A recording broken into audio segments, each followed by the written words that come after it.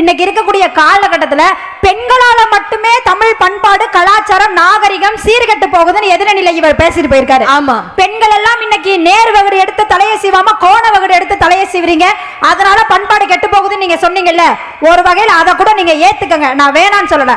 நான் என்ன கேக்குறேன், ஆம்பளைங்க எல்லாம் அன்னைக்கு நீங்க கோண வகுடு எடுத்து அழகா எண்ணெய் தேய்ச்சி தலை சீவினீங்கல்ல, இன்னைக்கு எந்த ஆம்பளை மண்டையிலையாவது முடி இருக்குதா? முதல்ல இந்த பக்கம் 4 கோடு போடுறோம், இந்த பக்கம் 4 கோடு போடுறோம், முள்ளமன்றி தலை மாதிரி இங்க மட்டும் முடி இருக்குது. கேட்டா வைக்க போற கட்டிங்கிறான், டிராகன் கட்டிங்கிறான், ஒன் சைடுங்கிறான். ஒன் சைடுனா என்ன?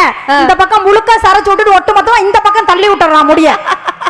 பாதி பேருக்கு ஆக்சிடென்ட் ஆறதுக்கு காரணமே முடி முன்னால வந்து விழுந்து கண்ணு தெரியாம போய் காவாய்க்குள்ள விழுந்து கிடக்குறான். இதெல்லாம் ஐயோ ஒன் சைடு ஆம்லெட் தான் நான் கேள்விப்பட்டிருக்கேன். நம்ம சாப்பிடுறதுல இருந்தா எப்படி கொஞ்சம் ஹேர் கட் பக்கமும் வர்றதா இல்லையா?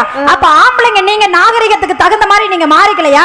அன்னைக்கு நடுவர்களே இலையையும் தலையையும் கட்டிக்கிட்டு திரிஞ்சான் காட்டுக்குள்ள. அதுக்காக இன்னைக்கு இலை தலையை கட்டிக்க முடியுமா? நல்ல அறிவுள்ள மனிதன் என்பவன் பரிணாம வளர்ச்சிக்கு தகுந்த மாதிரி தன்னை தகவமைத்துக் கொள்றவன் தாங்க மனிதன்.